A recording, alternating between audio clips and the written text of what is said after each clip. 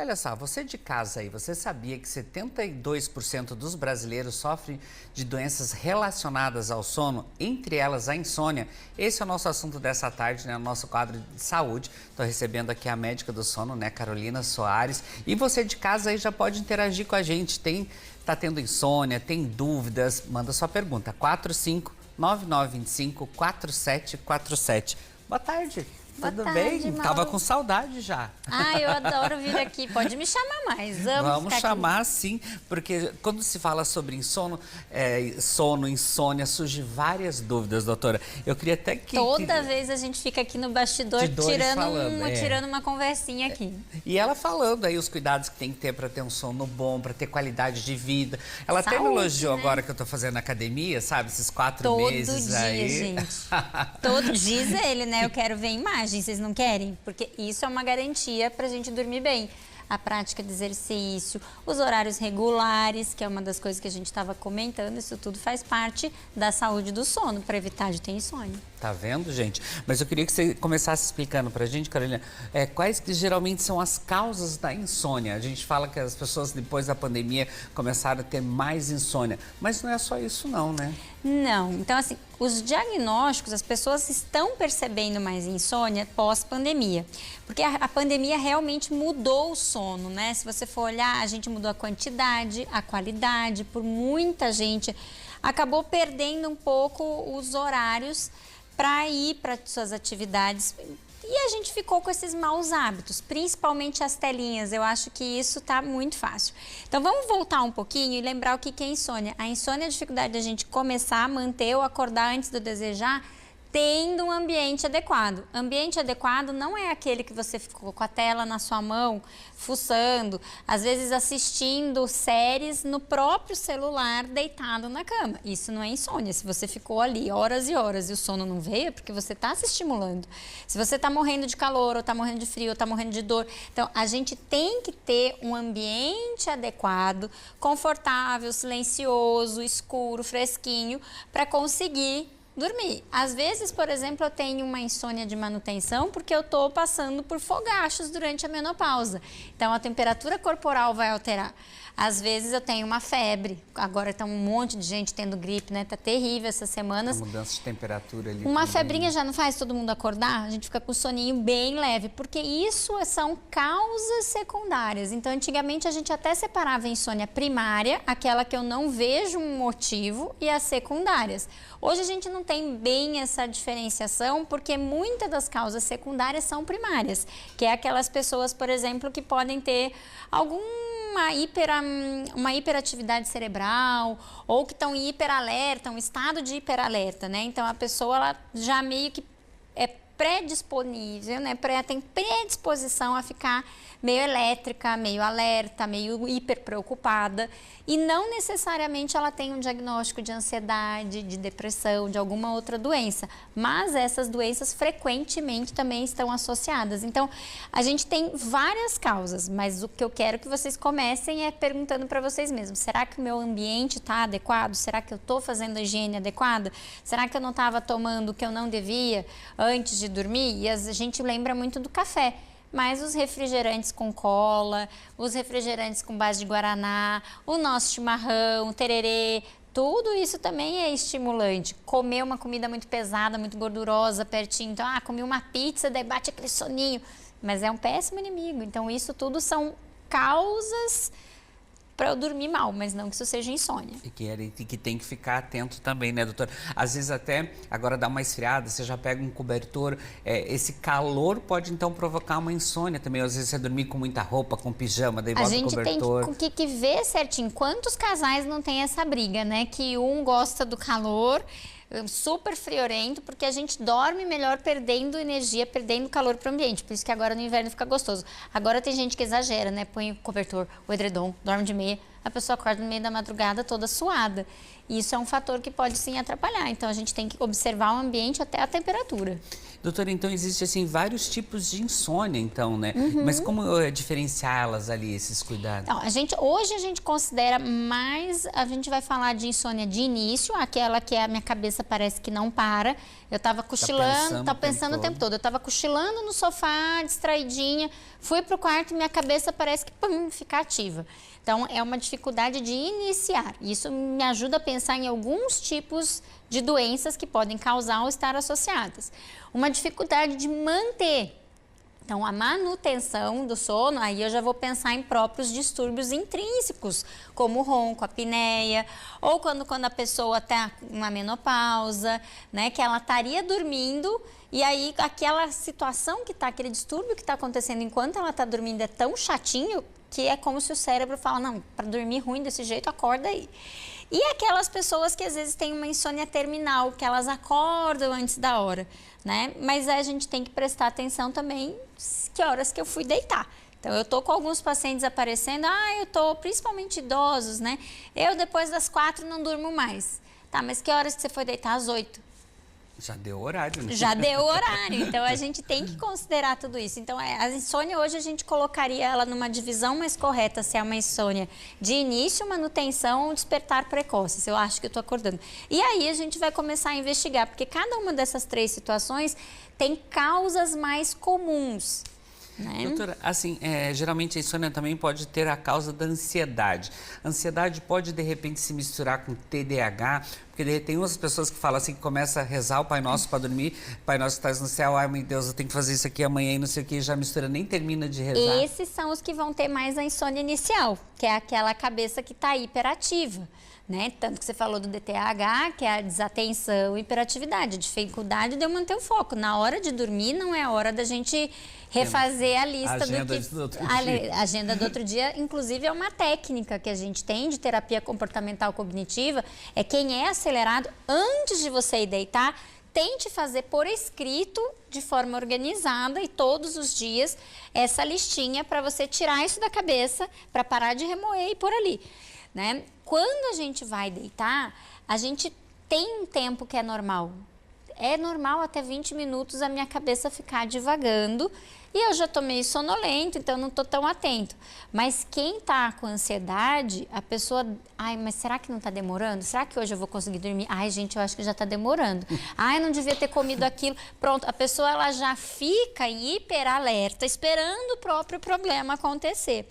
E quando a pessoa já tem isso cronicamente, isso acaba sendo um fator perpetuante.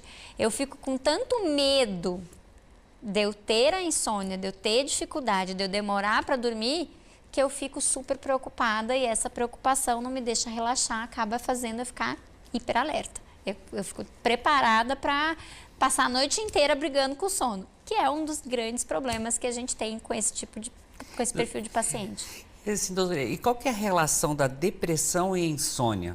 Então, na depressão, a gente vai ter um pouquinho mais de distúrbio de ritmo. O depressivo, ele tá com apatia. Então, ele provavelmente fica sonolento durante o dia, ele não tem energia, ele não quer sair da cama, ele não é propriamente tão agitado quanto o insônia de ansiedade. Mas como ele fica hipoativo durante o dia, ele não foi para academia igual o Mauro, ele não se expôs à luz do sol, ele não está com horários regulares para comer, ele está evitando convívio social, que são marcadores importantes do nosso ritmo circadiano, ele acaba cochilando e tem o sono muito picadinho.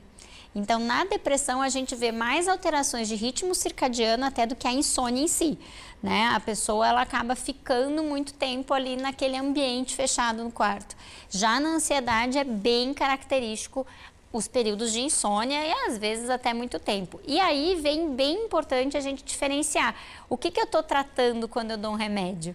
Eu estou tratando o sono, eu tenho vários pacientes que estão tratando ansiedade e falam, esse remédio não está mais funcionando, eu mudei o horário, eu coloquei mais de madrugada. Mas, gente, era um remédio para ansiedade. Muitos medicamentos para ansiedade são inibidores de recaptação de serotonina. A serotonina é um hormônio que te deixa feliz. Você não tem que ficar feliz durante a madrugada. Você tem que ficar relaxado durante a madrugada. Então, a gente tem que entender o que a gente está tratando. E isso eu acho que falta muito para nós médicos mesmo, explicar para o paciente. É bem frequente você ter conhecidos que falam, mas por que você toma isso? Todo mundo fala, para ansiedade, para uma depressão. Mas tem vários diagnósticos psiquiátricos e tem medicamentos que a gente usa para fazer uma sonolência, mas não que a pessoa tenha esse sintoma. Então, tem que ficar mais assim, esperto, entendendo o que está acontecendo para tomar uma medicação. Doutora, mas assim, a insônia, ela não tem só apenas a perda do sono, né? Ela tem outros sintomas também que as pessoas têm que ficar atento ali, né? O principal sintoma é a própria restrição. Quando eu tenho uma insônia real, né? Então, a gente vai ter insônias que eles têm a má percepção do sono, Mauro. Eles acham que não dormiram, eles têm uma insatisfação com o próprio sono, mas eles dormiram. Então, eles vão ter sintomas mais tênues. Mas a gente tem aquelas pessoas que são insones de curta duração de sono. A pessoa dorme 3, 4 horas. E isso durante uma semana, ela fica super irritada, ela fica com dores, com fadiga emocional, muito mais fácil de chorar, né? Então, assim, fica lábio, parece até que tá com depressão, porque tá a flor da pele. Mas ele tá a flor da pele porque ele não dorme. Então, a gente tem essa diferenciação dos insones, que são as pessoas que sentem, é uma coisa um pouco subjetiva, e a gente vai colocar, mas você não dorme, mas quantas horas efetivamente o paciente dormiu? Então, às vezes, a gente faz o uso de polissonografia ou de actigrafia, que são exames específicos, né, do sono, para diferenciar exatamente esses dois pacientes. Esses pacientes que dormem muito pouco, que vão dormir menos de 6 horas, eles vão ter vários sintomas. Então, esses emocionais, eles têm aumento da pressão arterial, eles têm taquicardia, eles têm realmente dores, fadiga. É terrível, né? Essas pessoas realmente elas precisam mais de suporte medicamentoso do que aqueles que têm insônia, mas que conseguem dormir só 6 horas, toda picadinho, quebradinho, mal e mal, mas elas conseguem dormir alguma coisa. Então, existe essa diferenciação, sim. E, doutora, a partir do momento que foi diagnosticada a insônia, como que funciona o tratamento? É com remédios? Como que é feito esse trabalho? Tratamento padrão, a primeira coisa e a que mais resultados traz na literatura não é medicamento, é terapia comportamental cognitiva. Eu entender aonde estão os erros. Então, a gente sempre tem que... Como erro, doutora? Eu tenho fatores que me predispõem. Por exemplo, tem fatores genéticos. A gente hoje faz esses testes genéticos que você faz só a coleta de saliva e você sabe que, nossa, eu nasci com alteração genética no CRI. Tem lá. Então, eu tenho uma tendência genética. Ou seja, eu tenho que cuidar muito da minha alimentação. Eu tenho que cuidar do horário que eu vou fazer exercício, eu tenho que evitar a ansiedade, eu vou fazer exercícios respiratórios. Ela vai já se cuidando. Se ela não faz isso, ela vai ter que mudar. Então, isso é um comportamento novo. Sempre precisa fazer teste genético? Claro que não. A gente vai conseguindo se conhecer. Então, a terapia comportamental cognitiva, ela sempre vai da gente ver o dado objetivo, quantas horas você acha que você dorme, quantas horas efetivamente você dormiu, começa a fazer um diáriozinho. Eu fui deitar às 9, mas só peguei no sono às 11. Acordei 4, 5 vezes e de manhã às 6 eu estava acordada. Daí a gente vai ver um horário real do tempo de sono e vai começar a tentar aproximar o tempo de sono do tempo que eu fiquei na cama. Porque é melhor eu ficar na cama 5 horas dormindo do que 10 sofrendo. Isso é bem importante nessa terapia comportamental.